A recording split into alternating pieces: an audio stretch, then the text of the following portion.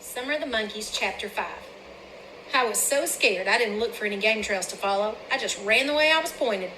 Old Rowdy wasn't scared. He would have stayed there and fought those monkeys till the moon came up.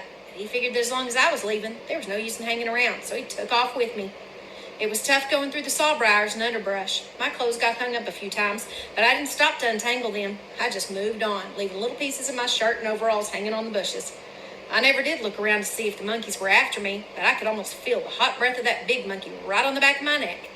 By the time I'd reached the rail fence around our fields, I looked like the scarecrow in Mama's garden. I flew over the top rail and ran into our field a little way. I stopped then and looked back for the monkeys. They were nowhere in sight. "Rowdy," I said, "I believe those monkeys would eat a fellow up, don't you?"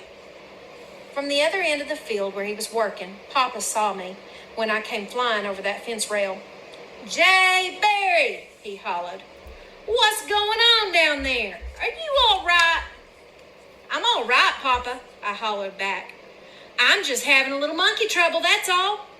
Papa motioned with his hand for me to come to him. After all the bragging I'd done about what a good monkey catcher I was, I hated the dickens to go and face him. But I couldn't just run away. He wouldn't have liked that at all. Feeling terrible, I walked over to him. As I walked up, Papa frowned and said, "What were you running from, Jay Berry? And look at your clothes. Why, they're torn all to pieces. What happened anyway?" I couldn't even look at Papa. Poking a finger in one of the holes in my breeches, I said, "I was running from the monkeys, Papa. Guess I got hung up in the bushes and tore my clothes a little." "Running from the monkeys?" Papa said. "Were they after you?" "Well, I think they were, Papa," I said. "I didn't look back to see if they were chasing me, but I'm pretty sure they were there after me all the while. All right." "Aw," Papa said, chuckling. "Monkeys aren't dangerous. You probably just thought they were chasing you." "I don't know, Papa," I said. "I wouldn't put anything past those monkeys. They're the smartest things I've ever seen. They sure made a fool out of me." "Made a fool out of you?" Papa said. "How'd they do that?" "Those little devils stole everything I had," I said. "My traps, my gunny sack, apples, lunch, and all. I guess they've even got my bean shooter by now. When I ran off, I dropped it too." "I was afraid something like this was going to happen," Papa said. "I think I've read where monkeys can be pretty smart, especially if they've been trained." "Well, it's not the little monkeys, Papa," I said. "They don't seem to have any sense at all. I believe I'd catch every one of them. It's that $100 monkey that I'm having trouble with." "I thought all monkeys looked alike," Papa said. "How can you tell that $100 monkey from the others?" "Oh, it's easy, Papa," I said. "He doesn't even look like the little monkeys. He's much bigger and looks just like a little boy when he's standing up. And is he ever smart? I don't believe anyone could catch him in a trap." "If he's that smart," Papa laughed, "why don't you just forget about catching him and try to catch the little ones? If you could catch all of them, you'd still have a lot of money." "Oh, it's not that simple, Papa," I said. "That big monkey is the leader of the pack, and he tells the little monkeys what to do, and they mind him. He won't let one of them get close to a trap." Papa frowned and looked at me like he couldn't believe what I'd said. "Are you trying to tell me that those monkeys can talk to each other?" he asked. "They sure can," I said. "As sure as I'm standing here, they can talk to each other. Why, that big monkey even laughed at me. He can turn flips and somersaults and do things that you wouldn't believe he could do." "Oh, Jay Berry," Papa said, "you're just imagining things. Monkeys can't talk to each other. Whatever gave you that idea anyway?" It was getting harder and harder to explain things to Papa. It seemed that the more I talked, the crazier everything sounded. But I wanted him to believe me, so there wasn't but one thing I could do. Starting at the very beginning, I told him everything that had happened, from my first go-round with those monkeys till I'd sailed over the rail fence. Papa listened to me, but I could see a lot of doubt in his eyes. He just stood there with a frown on his face, looking at me and then at Rowdy. Now and then he would turn and stare off toward the bottoms. Finally, as if he'd made up his mind about something, he shook his head, pursed his lips, and blew out a lot of air. Taking the check lines from his shoulders, he wrapped them around the handles of the corn planter and said, "Well, corn or no corn, I'd like to see an animal that's as smart as all that. Come on, let's go. Have a look at that educated monkey." If I'd found a pony and a 22 lying in the middle of the road, I wouldn't have been more pleased. As long as my Papa was with me, I wouldn't have been scared of the devil himself if he'd had horns on both ends.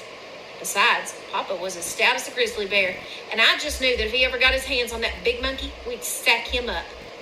Just as we entered the thick timber of the bottoms, Papa reached down and picked up a club. I don't think those monkeys will jump on us, he said. But just in case they do, I think I'll be ready for them. That's a good idea, Papa, I said. I think I'll get one too.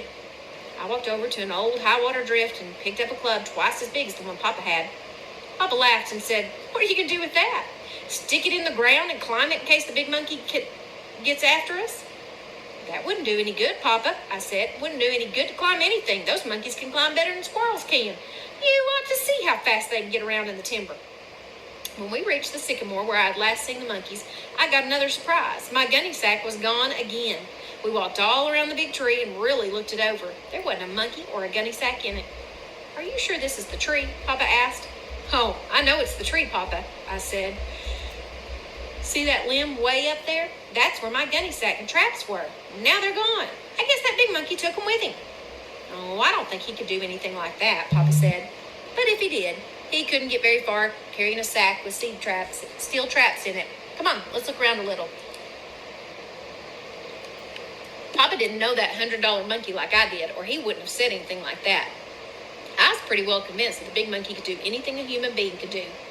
We walked all around through the bottoms, looking up into the trees for a monkey. We looked and we looked. Even old Rowdy looked and sniffed, but we didn't see the hair nor hide of a monkey. About 30 minutes later, Papa wiped the sweat from his brow and said, "It looks like those monkeys flew the coop, doesn't it?" "They're around here somewhere, Papa," I said. "I know they are. I'll bet right now they're watching every move we make. They're smart, I tell you. They're the smartest things you've ever seen." "Maybe if we made some noise, it would stir 'em up a little," Papa said. "Worth a try anyway. You go over there and beat on that old hollow snag with your club, and I'll do some whooping." I walked over to the snag, spit on my hands, and started whacking away with my club. Sounded like a war drum. Papa started hooping. Rowdy didn't know what was going on, but figured that as long as we were making some noise, he might as well make some too. He started bawling for all he was worth. We made enough racket to scare the hoot owls out of the bottoms, but we sure didn't stir up any monkeys. We listened and listened, but all we could hear was the groaning tones of the noise we had made die away in the thick timber. "Well," Papa said, looking at me, "sure looks like those monkeys have left the country. What are you going to do now?" "Well, there's not but one thing I can do, Papa," I said. "I'll just have to go and have another talk with Grandpa. Maybe he can tell me what to do. I still believe those monkeys are around here somewhere." "It's not a bad idea," Papa said. "If I know your grandpa, he's not going to let a bunch of monkeys get the best of him. Not your grandpa." All the way back to Papa's corn planter, I was feeling terrible. What if those monkeys had left the country? There just wouldn't be any pony or a 22, and that's all there was to it. Papa must have realized how I felt. "I wouldn't feel too bad about this if I were you," Papa said. "If you think those monkeys are still around here, I don't think you have anything to worry about. I'm pretty sure that your grandpa will come up with something." "I sure hope he does, Papa," I said. "Makes me sick to think how close I came to making all that money and then to wind up without a nickel. If it hadn't been for that smart aleck monkey, I would have probably be worth $1 million by now." Papa laughed and said, "I'll tell you what I'll do. If you hadn't located those monkeys by the time I get this field planted, I'll take a couple days off and we'll both look for them. I'd still like to see that smart monkey." When Papa said that, it was just like lighting a lance in a dark room for me. I began to feel better and everything started looking good again. Just as Papa unwrapped the check lines from the handles of the corn planter, he said, "As long as you're going to the store, I think you should tell your mother where you're going. She won't worry so much if she knows you're not down in the bottoms." "Yes, sir," I said, and started for the house. I didn't think I'd have to do any explaining to Mom and Daisy about my monkey troubles, but I should have known better. After all, they were womenfolk. They were both sitting out on the well curb, shelling early peas, when Rowdy and I came walking up. Mama looked at me, dropped the piece she had in her hand, and you would have thought that it was the first time in her life that she'd ever laid eyes on me. "For heaven's sake, J. Barry," Mama exclaimed. "What on earth happened? How did your clothes get torn like that?" "Why, nothing happened, Mama," I said, trying to look as surprised as she was. "I was just running and got my clothes hung up in the bushes and tore them, that's all." Before Mama could say anything else, Daisy had to put her nickel's worth in. She giggled and said, "J. Barry, you just look like my old rag doll did the time Rowdy got hold of her." It had been a terrible day for me. To have a monkey laugh at me was bad enough, but to have a girl laugh at me, even though it was my little sister, was a little too much. "Mama," I wailed, "you'd better make her stop giggling like that. It's not funny." Mama was so interested in my torn clothes, she ignored my plea altogether. "J. Barry, why were you running?" she asked. "Was something after you?" I decided right then that if I could get out of it, I wouldn't tell Mama everything that had happened down in the bottoms. I was afraid she might put a stop to my monkey hunting, and that was the last thing in the world I wanted. "Oh, Mama," I said, "what makes you think something was after me? You're all the time thinking things like that. Every time I go to the bottoms, you think something's going to eat me up. You don't see any blood on me, do you?" The scared look vanished from Mama's face, and everything would have been all right if it hadn't been for Daisy. She just couldn't leave well enough alone. "Did you catch any monkeys, Jay Berry?" Daisy asked. "No," I growled, glaring at her. "I didn't catch any monkeys, but I'm going to." "Where are your traps and gunny sack?" Daisy asked. Boy, boy, boy. I loved my little sister very much, but she sure could ask some silly questions. I decided that I'd act like I didn't even hear what she had asked me. "Mama," I said, "it looks like I can't catch those monkeys with traps, so I'm going back to the store and have another talk with Grandpa. Maybe he can tell me another way I can catch them. Do you need anything from the store?" "No," Mama said, "I don't need anything today, but what did happen to your gunny sack and traps? Did you lose them?" I never did lie to my mama, but right then I sure wanted to tell her one, but I didn't. "The monkeys got away with them," I said, as if it were something that didn't amount to anything. "Well, I'd better be on my way to the store. I'd like to get back before dark." Daisy didn't give me a chance to get started to the store. She popped up and said, "Did you say the monkeys got away with your traps and gunny sack, Jay Berry? How did they do that?" "They stole them," I said, almost shouting. "That's how they did it. They stole everything I had. Now are you satisfied?" Daisy laughed so loud it scared our old hens, and they all started cackling. She grabbed up her crutch and headed for the house, squealing with laughter. "Now, Mama," I cried, "there she goes again, and you won't say a word to her. Better make her stop. If I laughed at her, you'd jump all over me." "Jay Berry," Mama said, looking at me real hard, "I think you'd better go on to the store before you get into it. But first you go in that house and change clothes. I wouldn't want people to see you looking like that. They'd think we were starving to death." "Oh, Mama," I said, "people aren't going to think we're starving to death just because I have a few holes in my britches. Every boy in the hills tears holes in their britches." "Now look, young man," Mama said, "I'm in no mood for an argument. If you want to go to the store, you better change your clothes or you're not going." Grumbling to myself, I went in the house and changed my clothes. Grandpa was sitting on the porch of the store when Rowdy and I came walking up the road. He's just sitting there in his old rocking chair with a fly swatter in his hand, looking off across the country. As I walked up, Grandpa peered at me over the tops of his glasses and smiled. "You can take those monkeys out to the barn and put them in the corn crib," he said. "They'll be safe there." I grinned a little, but I didn't want to. "Oh, Grandpa," I said as I sat down beside him, "you know I don't have any monkeys. I didn't catch one." "Didn't catch any?"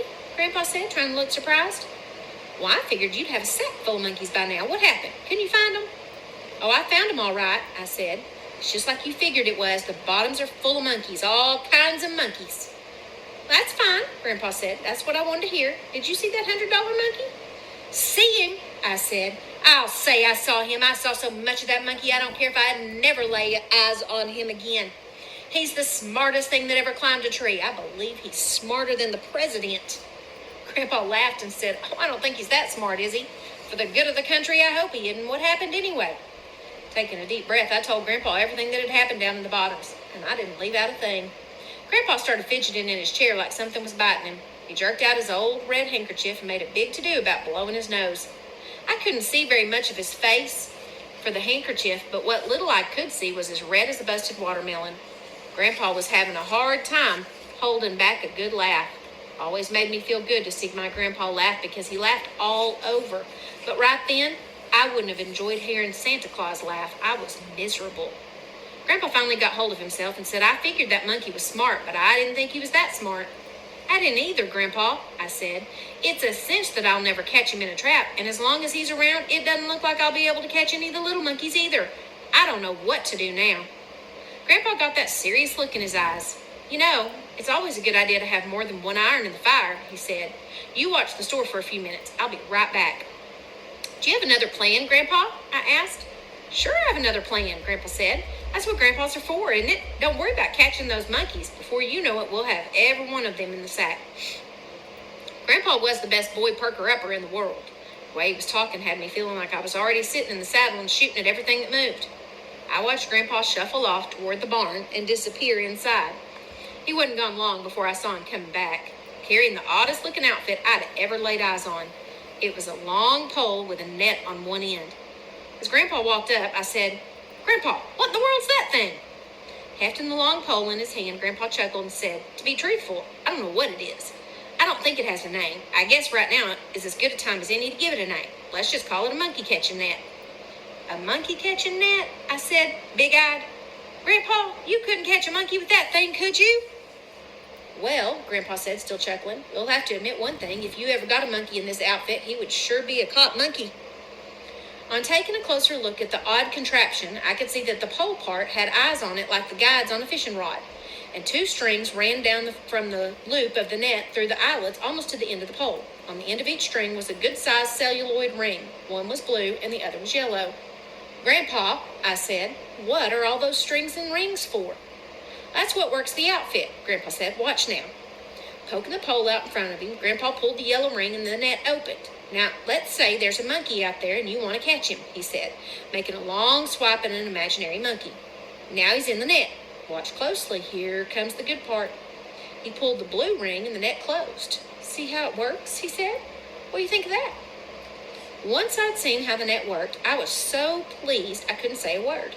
I just stood there staring at that wonderful monkey-catching net. "Well," Grandpa said rather impatiently, "what do you think of it?" "I think it's a dandy, Grandpa," I said. "That's the slickest working thing I've ever seen. You're right. If I ever get a monkey in it, he would sure be a caught monkey, wouldn't he?" "Think you could ever get close enough to get a monkey to slap the net on him?" Grandpa asked. I thought a minute and said, "I don't think I could ever catch that $100 monkey in it, Grandpa. He's too smart to be caught that easy. But I might be able to catch the little ones. They're not half as smart as that big monkey, and they don't seem to be scary at all." "That's all right," Grandpa said. "You catch the little ones first, and then we'll figure out something for that $100 monkey. We're going to catch him too, you know." Grandpa handed me the net, and just to get used to it, I made a few swipes with it. At first I had a little trouble with the ring pulling part. I was closing when I should have been opening, but I finally got it, and everything looked fine to me. "Grandpa, I believe this is a better idea than those traps were," I said.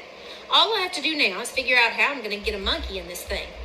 Grandpa grunted and, taking the net from me, laid it down on the ground. Motioning as he talked, he said, "I believe if I were you, I'd work it this way. Right about where the end of the handle is, I'd dig a hole big enough for you and Rowdy to hide in. It might be a good idea to put some brush over the top of the hole so those monkeys can't see you from the treetops. Then I'd take leaves and cover the handle and net until a monkey couldn't see a thing. Be sure the net is open, lay your apples in the center of the loop, then crawl down in the hole and wait. When a monkey steps in to get an apple, just lift up on the handle, jerk the blue ring, and you'll have one for sure." I saw right away that Grandpa's idea was a Jim dandy, but there was one thing that was bothering me. "Grandpa," I said, "that's a good idea, all right, but I think we're overlooking something. That $100 monkey. He sits up in those sycamore trees and watches everything I do. If he sees me digging that hole and hiding that net, he won't get in a mile of it. He won't let any of those little monkeys get close to it either. How am I going to get around that?" Grandpa frowned and started scratching his head. "Well, you could go down there tonight and dig that hole," he said. "Monkeys don't stir around at night. They go to sleep. Then in the morning, you'd have to be there before they wake up. That way, they wouldn't know what went on." "By golly, Grandpa," I said, "you sure think of everything, don't you? That's just what I'll do. I'll go down there tonight and dig the hole, and then in the morning, all I'll have to do is hide the net, put out my apples, and wait for those monkeys. I really believe we'll outfox them this time. I sure do. Don't you?" Grandpa laughed and said, "I don't know. We'll just have to wait and see. Now that we've got everything figured out, maybe you'd better be hightailing it for home. And if this doesn't work out, I wouldn't let it bother me. Just remember, there never was an animal that couldn't be caught." I was feeling so good, I could have hugged my grandpa's neck. But ever since I had grown up to be a man, I had quit doing those things like that. Just as I picked up the net, I thought of something. "Grandpa," I asked, "where in the world did you ever get a thing like this anyway?" Grandpa laughed, and he walked over and sat down in his old rocker. He picked up his fly swatter, reared back, and said, "That's a long story. Happened way back when you were just a little bitty thing. One year, a fellow from the college in Tahlequah came up here, stayed all summer with your grandma and me. He was one of those butterfly professors." "Grandpa," I interrupted, "did you say this fellow was a butterfly professor?" "Well, I think there's another name for it," Grandpa said, "but I don't know what it is. It's a big word and would break your tongue to say it. Anyway, when this fella came up here, he brought that net with him. All he did that summer was lope around through the country catching butterflies in that net. He must have caught 1,000,000 butterflies. I laughed out loud. Grandpa, I said, what in the world did that fellow want with all those butterflies? He studied them, Grandpa said, just like you would study a book. I never saw anything like it. He would spend hours looking through a big magnifying glass at the butterflies, and then he'd write things down on paper. And after he'd given them a good looking over, he would pin them to small white cards. He put those cards in small glass-topped boxes. Grandpa, I've caught a lot of butterflies, but they're such pretty little things I never did stick pins in them. I always turned them loose. Why, that professor must have been crazy or just plain mean. Oh, I don't think he's a mean fella, Grandpa said, but there could have been something wrong with him. I know one thing. If it hadn't been for your grandma, I would have run that professor clean out of the country. Run him out of the country? I said, very surprised. Why'd you want to do that? Well, because I was going broke, Grandpa snapped. That's why. I came close to losing everything I had that summer.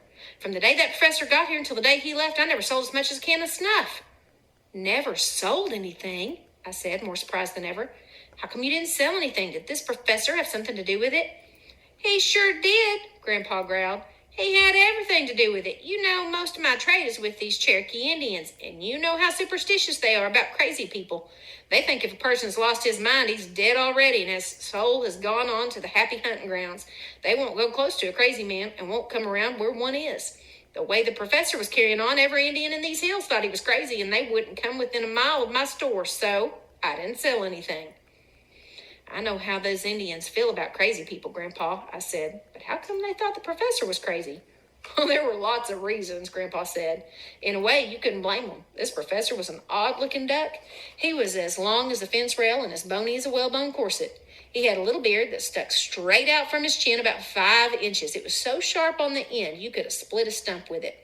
Never saw a man with so much hair on his head, and I don't think he ever combed it, as it was always bushed out like the tail of a scared tomcat. I laughed and said, why, Grandpa, no wonder the Indians thought that professor was crazy. If I saw a man who looked like that, I'd think he's crazy too. Grandpa nodded his head and said, it wasn't only the way the professor looked. I think the way he acted and his clothes had a lot to do with it. He wore shirts that didn't have any sleeves at all, and his pants were cut off about to here. With his finger, Grandpa made a slash across his legs above his knees. Every time the professor got after a butterfly, he would start running and waving that net and yelling and making all kinds of racket. The Indians saw him loping around through the country and figured he'd lost his mind. If it hadn't been for your grandma, I'd have taken a club to that professor. What did Grandma have to do with it, Grandpa? I asked. Grandpa frowned and started digging at the whiskers on his chin. Well, this professor was a talker, he said. He'd talk of fish right out of the river. Your grandma thought he was the smartest man in the world. He got her all interested in those butterflies, and she wouldn't listen to my running him off. I laughed and laughed and laughed. Great big tears bubbled out of my eyes and ran all over my face.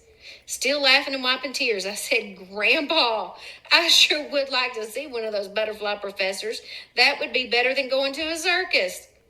Grandpa grunted and said, if I have anything to do with it, you'll never see one around here. There's not enough room in the country for me and another one of those butterfly professors. One of us would have to leave. I was still laughing when Grandma hollered from the house. Jay Berry, is that you? Yes, Grandma, I hollered back. It's me.